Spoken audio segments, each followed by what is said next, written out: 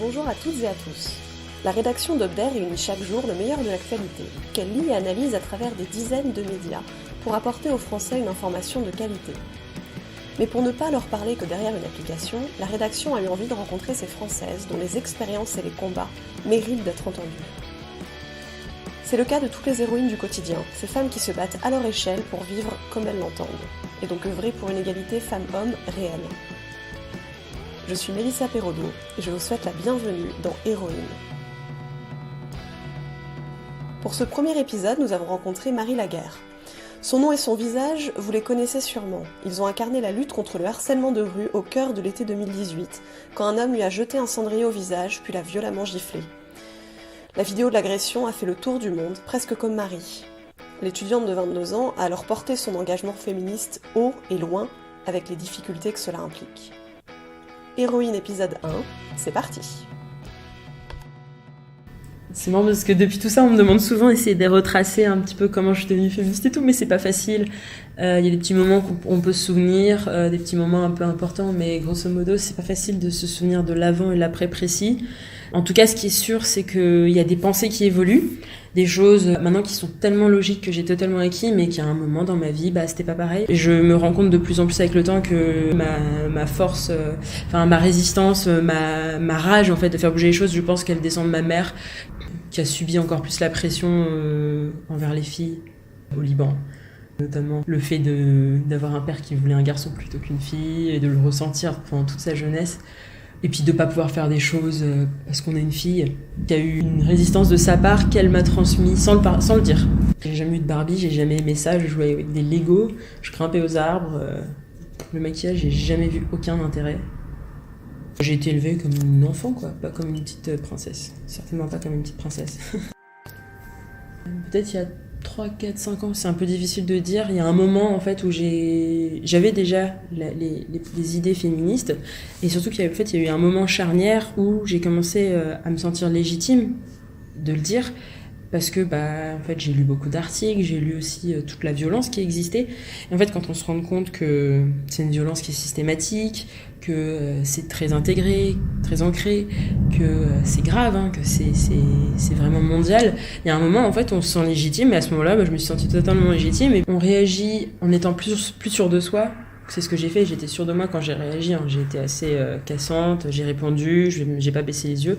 C'est parce que derrière, je me sentais totalement légitime de réagir comme ça. Pourquoi ? Donc c'est comme j'ai dit tout à l'heure, c'est parce que je savais qu'en fait, ce qu'ils faisaient, c'est pas normal, c'est systématique, c'est partout, c'est tout le temps, que moi je suis totalement dans mon droit, et qu'à un moment, quand on lit à longueur de journée des histoires comme ça, je pense que ça arrive à toutes les femmes, voire les hommes, on est frustrés. On se dit, putain, mais j'aimerais bien que ça se passe pas comme ça, j'aimerais aimer les... Et là, je me retrouve dans une situation où d'un coup, j'ai ce mec-là qui me traite comme une merde, et d'un coup, j'ai derrière dans ma tête tous les témoignages de mes copines, le mec juste avant qui m'a fait chier la veille, 3 jours avant. Et là, je me dis, là, j'ai toute la colère, l'adrénaline qui monte, et je me dis, mais là, c'est bon, on peut se battre, ça va me faire juste... J'en ai besoin, quoi, j'ai besoin d'extérioriser. Et donc du coup, c'est pour ça que j'ai réagi aussi fortement, parce qu'on ne voit pas tout dans la vidéo, mais je l'ai aussi insulté, et je suis restée, et je l'ai regardé, et j'avais envie de me battre à un moment. Je l'ai pas fait parce que la sidération, parce que tout ça. D'ailleurs, heureusement que je l'ai pas frappé en retour, ou frappé en premier, parce qu'à mon avis, un mec comme ça, il aurait pu me tuer. Mais voilà, je pense que c'est la légitimité, la colère, les années à courber le dos, en fait. Et mais c'est pas le premier à qui je répondais, La semaine d'avant, c'est un peu particulier, c'est un mec qui m'a regardé d'une manière très libidineuse, dégueulasse. Et moi, je l'ai regardé d'un air, qu'est-ce que tu fais ? Et le mec m'a traité de sale pute. Voilà. Après, je l'ai insulté aussi, il m'a insulté, mais après, il est parti. C'était pas la première fois. Mais bon, c'est juste que celui sur lequel je suis tombée, il était violent, donc il m'a frappé, etc. Et puis, aussi, quand même très important, je l'aurais pas fait si c'était la nuit, je l'aurais pas fait si c'était toute seule. Là, je marchais quand même en pleine journée, j'avais 2 terrasses pleines des 2 côtés. Consciemment, je savais qu'il pouvait rien m'arriver, j'étais en sécurité, donc c'est pour ça aussi. En tout cas, je disais déjà avant que je voulais passer ma vie à me battre pour ça, parce que c'était trop important pour moi. C'est pas juste là depuis, je le disais déjà à mes parents, qui avaient déjà peur que je réponde qui avaient déjà peur pour ma sécurité. Mais la différence, c'est que du jour au lendemain, mon militantisme, qui était avant plutôt personnel, on va dire, il est devenu public. Et ça, je l'ai accepté, j'ai pris 20 minutes de réflexion avant d'accepter BFM. Une demi-heure, on ne mesure pas du tout les conséquences. C'est que moi, dans ma tête, je me suis dit, là j'ai des trucs à dire, il faut y aller, et puis en fait, en tant que féministe et qui voit toute cette violence, on se dit mais on fait pas, c'est sûr qu'on fait rien, on fait pas assez. Et si moi je refusais, j'allais regretter parce que c'était ma chance à ce moment-là d'apporter ma pierre à l'édifice. Donc du coup j'ai accepté. Et puis après je me suis découvert des talents. Mais la médiatisation en elle-même c'est très violent aussi, parce qu'on est utilisé aussi. Enfin eux ils se sont fait un max de thunes, les médias. Bah oui, enfin je veux dire j'ai donné tellement de temps de parole. Moi, en échange, ce que j'ai fait, c'était je voulais faire bouger les choses pour le droit des femmes, mais faut trouver un juste milieu, quoi. Et c'est pas facile de dire non, et on peut vite se faire happer. Enfin, ma vie, mon quotidien, il est stoppé, net. Je suis sollicitée non-stop. Moi, je sais pas dire non en plus, donc je sais pas dire non. J'ai pas d'attaché de presse, j'ai pas de secrétaire, donc ça veut dire des heures et des heures à regarder les messages, à noter les contacts, les demandes de rendez-vous. Ça veut dire faire son propre agenda.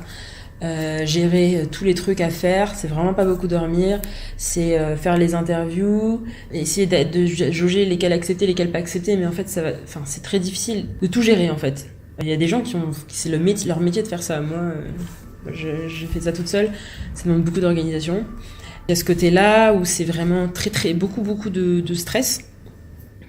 Et puis, il y a le côté quand même, pendant quelques temps, on est très médiatisé, toute l'attention est tournée vers nous. Et ça, tout le monde me l'avait dit que ça allait être très violent, la descente. Et en effet, les descentes, c'est toujours violent. C'est pas parce qu'on est narcissique ou quoi, même une personne qui est pas du tout narcissique, vraiment, moi, c'est pas particulièrement mon kiff dans la vie d'être partout, comme des gens dont c'est le métier. Mais peu importe qui on est, le moment où la tension médiatique redescend, c'est toujours violent. On m'avait prévenu, et en effet, c'est quelque chose d'assez violent, on perd ses repères. Parce que du jour au lendemain, notre téléphone sonne non-stop. Et on est non-stop, on arrête tout ce qu'on fait, et on fait que ça. Et puis quand ça s'arrête, en fait, il faut aussi reprendre sa vie. Donc ça veut dire, moi, ça fait 6 mois que j'ai pas fait de sport, je me nourris extrêmement mal depuis, je faisais plus rien à côté, et petit à petit, en fait, il faut reprendre ses activités. Mes amis, j'ai arrêté de les voir, ce qui est une très très très mauvaise idée. C'est franchement le truc que j'aurais jamais dû arrêter. Maintenant, je les revois, mais il faut être très soutenu dans ces moments-là. Heureusement, j'avais ma famille. L'agression, c'était 10 jours avant la fin de mon stage, donc autant dire que la dernière semaine de stage, j'ai pratiquement rien fait.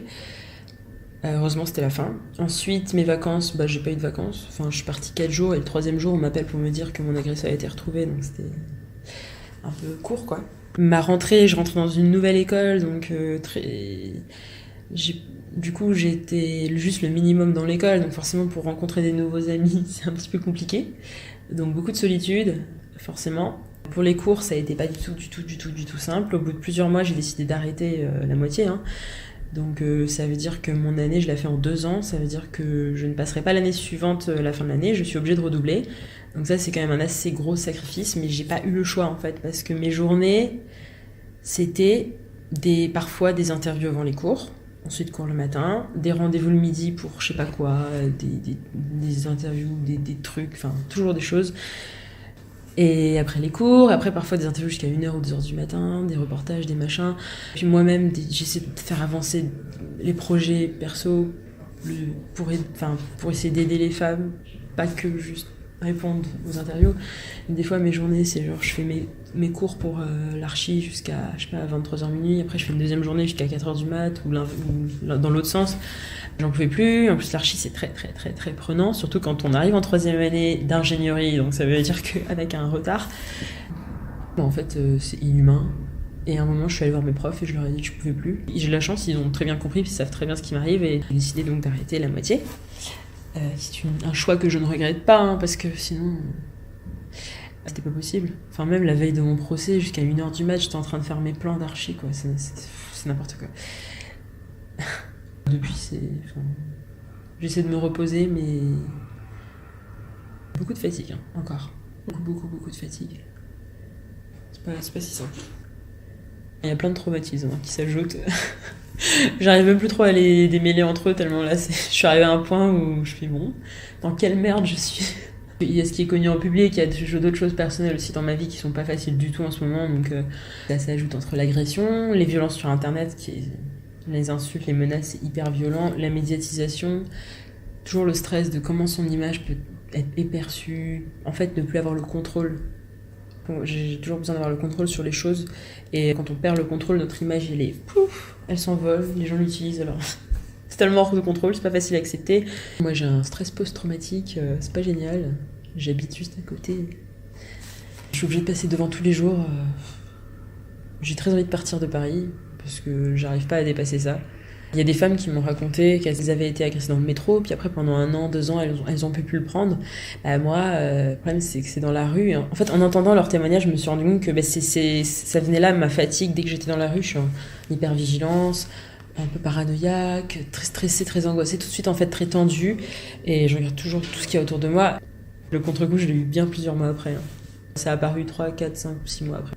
Au début, je me disais, dans 1 mois, ce sera fini. Non, ok, dans 2 mois, ce sera fini. Et là, je commence à me dire, peut-être qu'en fait, il va me falloir peut-être plusieurs mois, voire années, avant de finalement reprendre un équilibre. C'est ça, c'est retrouver un équilibre. Pas facile. C'est sûr que ça a changé ma vision du futur. D'un point de vue professionnel, je me suis jamais autant sentie épanouie qu'en m'organisant pour toutes ces réunions-là. C'était très moteur parce que c'est quelque chose qui me correspond bien plus. C'est très stimulant en fait de devoir gérer les téléphones, les rendez-vous. Ma vraie volonté, c'est de voyager, partir en sac à dos et associer mes 3 grandes passions qui sont voyager. Pourquoi ? Parce qu'on est stimulé, on découvre, on voit vraiment aussi la bonté des gens. Enfin, ça redonne foi en l'humanité, voyager, franchement. Ça nous permet aussi, nous, de se rendre compte des privilèges qu'on a, et c'est hyper important. Ensuite, l'architecture, j'adore regarder l'architecture des pays. Franchement, voyager, il n'y a rien de mieux pour découvrir tout ça avec ses propres yeux. Et puis, les droits des femmes. Donc, je sais pas, j'aimerais bien faire un truc qui lie les 3. Moi, je me vois bien vivre sur les routes avec un petit sac à dos et puis faire des trucs à droite à gauche pour me nourrir. Moi je me vois pas du tout PDG. On m'a déjà dit que j'étais pas assez intéressée par l'argent en stage. Du coup, dans 10 ans, je sais pas. Peut-être en fac de psycho.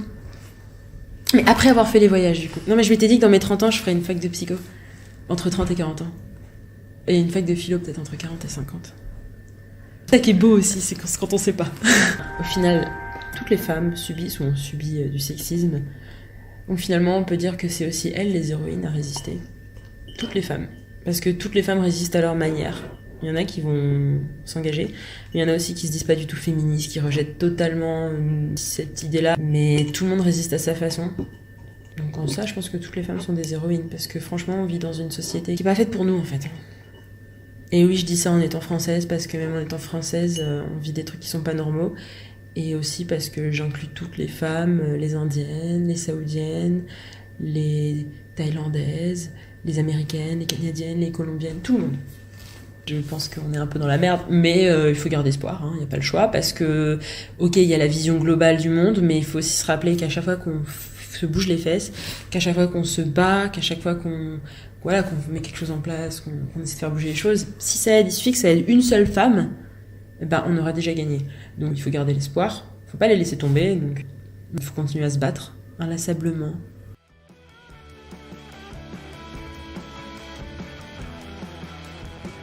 Merci beaucoup de nous avoir écoutés. Héroïne revient très bientôt avec un nouveau témoignage.